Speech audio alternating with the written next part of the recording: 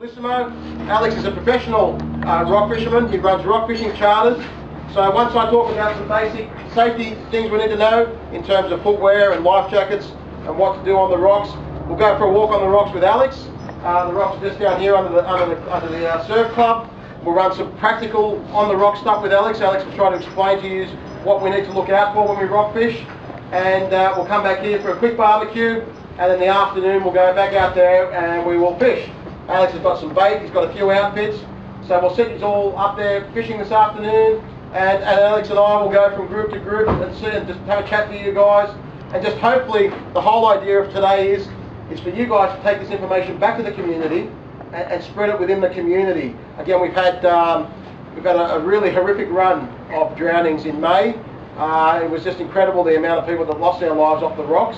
So we definitely need that. We need to stop that. We need a sort of a zero drowning rate because it affects us all. I've been rock fishing all my life, and I don't like to see people fishing next to me one day and the next day they're not there because they drowned.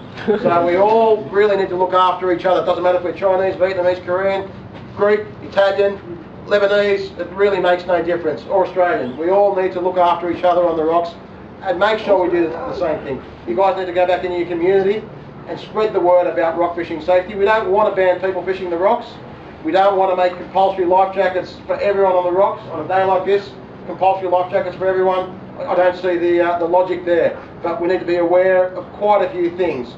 Again, the weather seems to be the biggest one that plays a major role in these fatalities. Big seas, go home, stay home. You must check the weather before you guys go fishing. That's critical. And I know we all drive sometimes an hour or two to get to a fishing spot, but again, to go out and go fishing in those conditions is not something we want you guys to do. Even with a life jacket, even with the correct shoes on, when the seas are rough, we shouldn't be fishing out there. We should have alternatives. We have Sydney Harbour. On the south side we have Botany Bay. We have Pittwater. So if you really want to go for a fish, there are safer spots to do it off the land than coming out here. And again, today looks beautiful. Next weekend it could be 2 or 3 metres and just be so dangerous out there that not even experienced guys like Alex would think about going fishing. The problem is the guys who are getting in trouble are just going out, and a lot of these incidents are happening at night. At night you cannot see the conditions of what they're like. You cannot judge the tide when it's coming up. It's things like that we need to make anglers, rock anglers like you guys, aware of what to look out for. Again, we want everyone to go fishing. We want everyone to catch fish, and most importantly we want everyone to go home back to their families. We don't want people out there searching for missing relatives.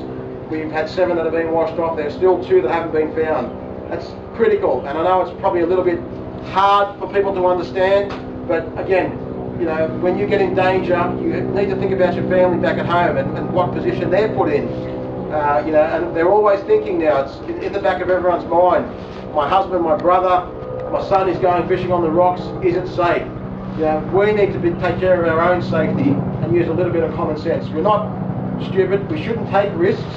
We should be able to fish and come home and go fishing the next day again. We run education programs. We primarily look at rock fishing safety because that's a really big issue in New South Wales. Most of the fatalities that occur on the rocks. We have about 3 or 4 deaths a year out of boats, but now I think we're up to 11 off the rocks this year, which is a lot. It's way above average, and primarily it is again Chinese, Korean, Vietnamese anglers that are getting in trouble. So we are very happy to come back and talk to you guys. Alex is very happy to show you how to do it properly and safely, and we want more and more people to do it, fish safely on the rocks is what we're about. So we give up our time. We don't get paid for this. We're all volunteers. We're happy to come out and talk to you guys. We work with the communities. This information is there, but we need you guys now to take it back and tell the people who aren't here today that this is what you need to do to be safe on the rocks. 4 very, very simple safety tips. The first one is correct shoes. Most of the people who get in trouble on the rocks don't have the right footwear on. Wearing shoes like this, or like this, or like this, or like this, or like this, are not rock fishing shoes. All the fatalities that are happening are people are getting swept off their feet.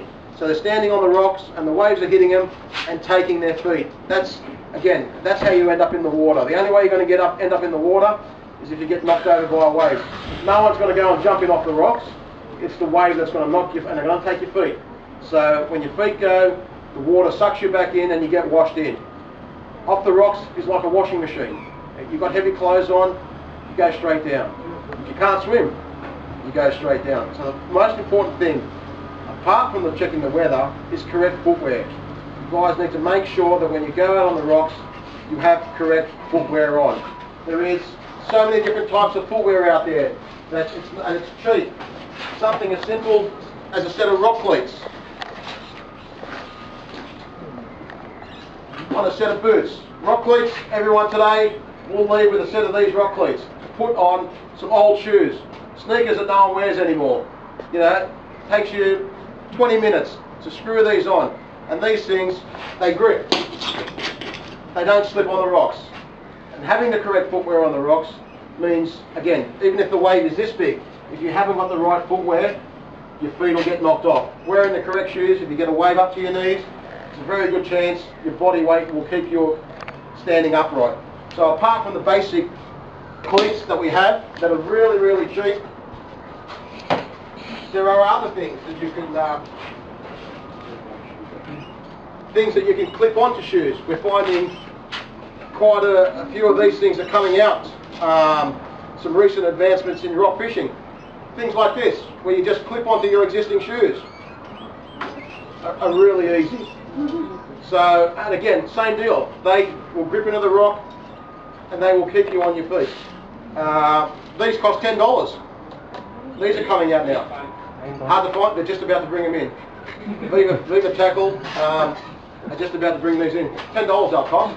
Something as simple as that. That again, you don't even need to change shoes. Just carry these in. Clip them on.